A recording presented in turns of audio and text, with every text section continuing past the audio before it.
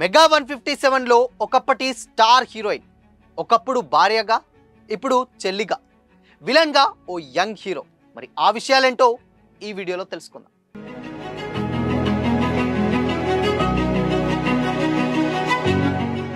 Hi hello, welcome to Disha TV. Director Anil Ravipudi గారు, అదేవిధంగా megastar Chiranjeevi గారి కాంబినేషన్లో వచ్చేటువంటి సినిమానే మెగా 157 అనే ఒక వర్కింగ్ టైటిల్ తోటి ఈ సినిమా తెరకెక్కుతుంది. అయితే ఈ సినిమాలో నటీనటుల విషయం అండ్ కాస్టింగ్ చాలా ఎప్పటి నుంచో డౌట్స్ అండ్ గాసిప్స్ కూడా వస్తూనే ఉన్నాయి. అయితే రీసెంట్గానే ఇంకొక గాసిప్ కూడా తోడైంది. సో సినిమా విషయానికి వచ్చినట్లయితే సినిమా స్టోరీ కంప్లీట్గా భార్యకి ఎలా అయితే ఇంపార్టెన్స్ రోల్ ఉంటుందో దాంట్లో, సో చెల్లికి కూడా అంతకంటే ఎక్కువగా ఇంపార్టెన్స్ ఉన్నటువంటి ఒక క్యారెక్టర్ ఆట అందులో అనిల్ రావిపూడి గారు డిజైన్ చేసినటువంటి ఒక క్యారెక్టర్. కంప్లీట్గా ఆ క్యారెక్టర్ ఇటు హీరోయిన్కి ఈక్వల్గా ఉంటుందన్నమాట.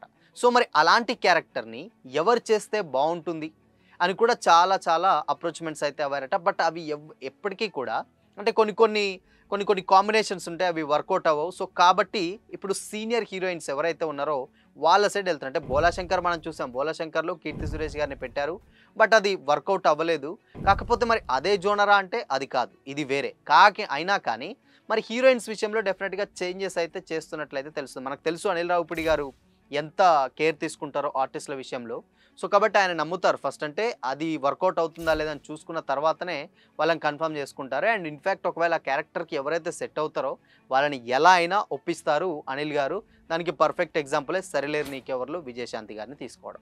సో అయితే ఇప్పుడు మెగా 157లో ఆర్టిస్టుల విషయంలో చాలా గాసిప్స్ జరుగుతున్నాయి. అయితే ఈ చెల్లి క్యారెక్టర్ చాలా ఇంపార్టెంట్ క్యారెక్టర్ అట. ఫస్ట్ ఈ క్యారెక్టర్ కోసం నయనతార గారిని అప్రోచ్ అయ్యారట. నయనతార గారిని అప్రోచ్ అయితే నయనతార గారు దాదాపు ఒక 18 కోట్ల వరకు డిమాండ్ చేసిందట. సో కాబట్టి ఆవిడని వద్దనుకొని ఇప్పుడు రీసెంట్గా మరొక్కసారి తమిళ్ స్టార్ హీరో సూర్య గారి భార్య అయినటువంటి జ్యోతిక గారిని అప్రోచ్ అయ్యారన్నమాట. సో ఇప్పుడు ఈ సినిమా బేసిక్గా ఇప్పుడు ఆల్రెడీ తమిళ్, హిందీ లాంటి సినిమాలతో ఆవిడ చాలా సినిమాలు చేస్తూనే ఉన్నారు, బిజీగా ఉన్నారు మళ్ళీ సెకండ్ ఇన్నింగ్స్లో. సో ఇప్పుడు ఆ క్యారెక్టర్కి జ్యోతిక గారు అయితే పర్ఫెక్ట్ అని కూడా అనిల్ రావిపూడి గారు నమ్ముతున్నారట. కాబట్టి ఈ క్యారెక్టర్ని ఆవిడకి నరేషన్ కూడా చేసినట్లయితే తెలుస్తుంది. బట్ దీని మీద ఇంకా అఫీషియల్ అనౌన్స్మెంట్ అయితే రాలేదు. కానీ ఇప్పుడు ఆవిడ ఆల్రెడీ జ్యోతిక గారు తెలుసు, మనకు ఠాగూర్ సినిమాలో భార్యగా నటించింది చిరంజీవి గారికి. సో అప్పుడు ఆ సినిమా నటించినప్పుడు చాలా ఇప్పటికీ ఆ సాంగ్స్ కానీ ఆయన కామెడీ టైమింగ్ అండ్ వాళ్ళిద్దరి మధ్య కాంబినేషన్ సీన్స్ కూడా చాలా వైరల్గా అండ్ చాలా మంచి మార్కులే పడ్డాయి అప్పట్లో వీళ్ళిద్దరు యాక్ట్ చేసినటువంటి ఠాగూర్కి. అయితే చాలా రోజుల తర్వాత ఇప్పుడు ఈ క్యారెక్టర్కి జ్యోతిక గారిని అప్రోచ్ అయ్యారట. జ్యోతిక గారి క్యారెక్టర్ చాలా లీడ్ రోల్ అండ్ ఒక ఇంపార్టెన్స్ ఉన్నటువంటి క్యారెక్టర్ అనమాట. సో అందుకోసమనే జ్యోతిక గారిని అప్రోచ్ అయినట్లయితే తెలుస్తుంది.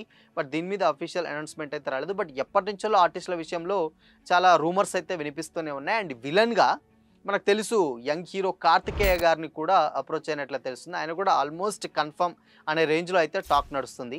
బట్ ఇంతవరకు దీని మీద అఫీషియల్ అనౌన్స్మెంట్ అయితే లేదు. కానీ రీసెంట్గా చిరంజీవి గారిని కలిసి కార్తికేయ గారు ఒక ఫోటో దిగారు. ఆ ఫోటో హనుమాన్ సెట్ సంబంధించినటువంటి బ్యాక్ స్టోరీ ఉంది అక్కడ.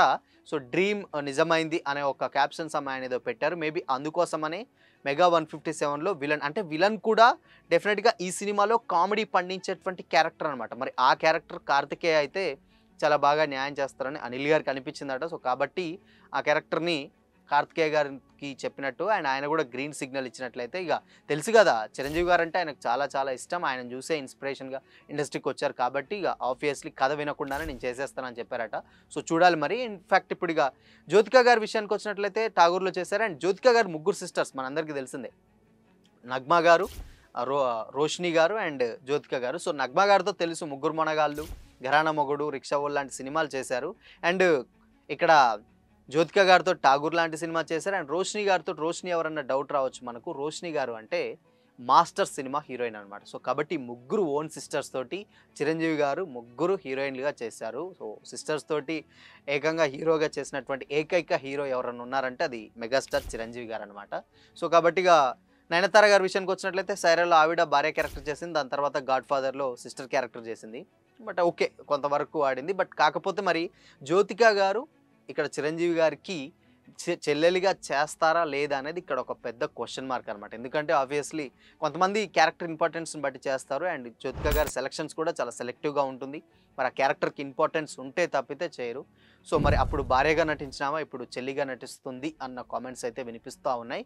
సో, చూడాలి మరి దీని మీద అఫీషియల్ అనౌన్స్‌మెంట్ అయితే రాలేదు కానీ, మరి ఒకవేళ నిజంగానే చెల్లెలిగా నటిస్తే ఎలా ఉంటుందనుకుంటున్నారు జ్యోతిక గారు చిరంజీవి గారికి? కామెంట్ చేసి చెప్పండి.